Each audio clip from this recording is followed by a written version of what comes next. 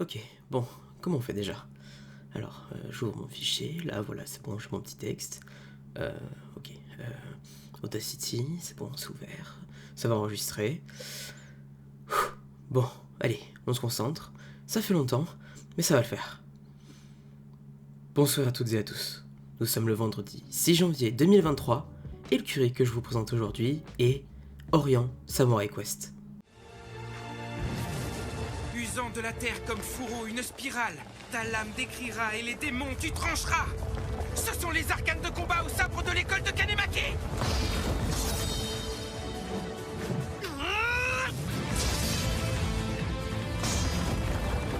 Meurs, Oni! Sabre aux 1000 tours tranchant! Avant de commencer, n'oublie pas de nous suivre sur Twitch, c'est très important pour nous. Mais tu peux aussi nous suivre sur Insta et Twitter, tous les liens seront dans la description de ce podcast. Alors, wow! Ça fait un bail que j'ai pas enregistré et ça fait très plaisir de vous reproposer un vendredi sécurie. Et pour ça, je vais vous faire part d'une de mes découvertes de 2022. Oui, je sais que le manga est plus vieux, mais je l'avais pas lu avant. Il s'agit donc de Orient Samurai Quest. Il s'agit d'un shonen du genre action, aventure, fantasy, avec aussi beaucoup de comédie et de magie. Scénarisé et dessiné par Shinobu Otaka, qui a aussi fait Magi The Labyrinth of Magic si vous ne connaissez pas. Le manga Orient a été édité chez Kodansha au Japon.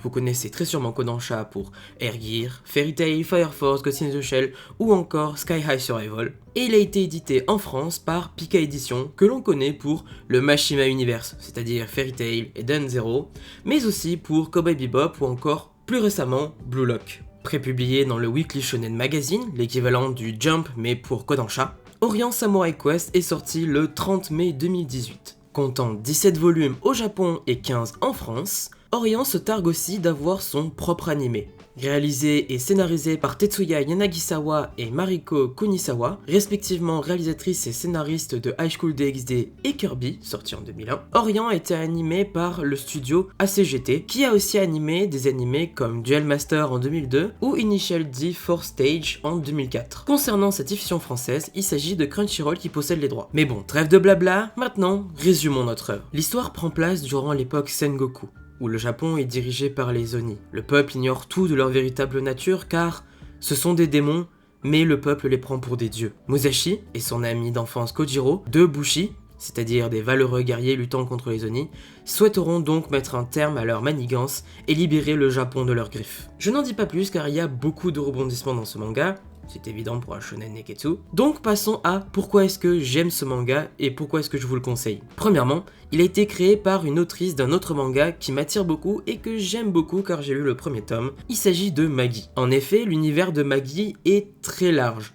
On a Magi The Labyrinth of Magic, mais aussi l'animé Magi Adventure of Sinbad qui est visionnable sur Netflix. Ensuite, ce qui fait que j'aime beaucoup cette œuvre, c'est que les persos sont attachants, bien qu'une chouille stupide pour certains, comme notre personnage principal, mais après tout on a l'habitude dans les shonen neketsu. Sans oublier l'histoire qui nous prend à contre-pied dès le début, oui je suis désolé c'était un petit spoil, et qui fait du coup que l'œuvre est très intéressante et dense. Accrocheur dès le premier tome que ce soit au niveau de l'histoire et aussi des dessins, oui, c'est fucking beau.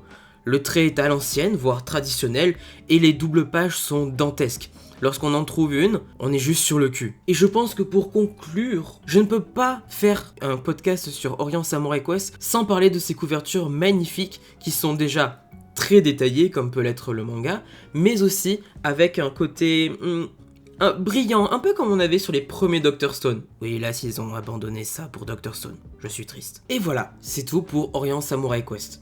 J'espère que ce retour de vendredi sécurie vous aura plu. Pour retrouver le manga et l'animé, n'hésitez pas à vous rendre dans votre librairie la plus proche pour le manga. Il est encore beaucoup publié vu que de nouveaux tomes sortent tous les 2 mois. Pour l'animé, vous retrouverez les 12 épisodes de la première saison, et unique pour le moment, sur Crunchyroll. Et voilà, tu sais maintenant quoi lire et où regarder pendant les 2 prochaines semaines. Et moi je vous dis donc à la prochaine.